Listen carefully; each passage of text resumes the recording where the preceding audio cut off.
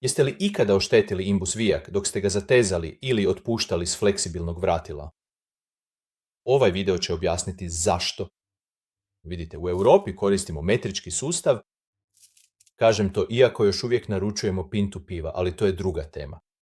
Poanta je da je s metričkim sustavom pravi imbus ključ za teški lanac 4,5 mm imbus ključ za taj vijak. Dok biste za lagani lanac koristili lanac od 2,5 mm. A ako biste uzeli ekvivalent toga u vašem imperijalnom sustavu, to bi se zvalo 3,32. Nadam se da to nisam zeznuola. Ali u svakom slučaju moja je poanta da kada to stavite unutra možete vidjeti da postoji malo zazora. Zategne se i pričvrsti, ali kad stavite puno pritiska, ogulit ćete vijak za učvršćivanje. Isto vrijedi i za teške lance koji koriste 5/16 i možete vidjeti da i tu ima malo zazora, a to može oštetiti vaše vijke za učvršćivanje ako ih previše zategnete.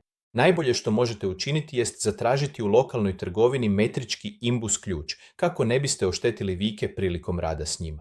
Alternativno, imamo mali set vijaka za podešavanje na našoj web stranici, a to uključuje imbus ključeve koji bi vam mogli biti korisni. Hvala na gledanju. Ćao, čao.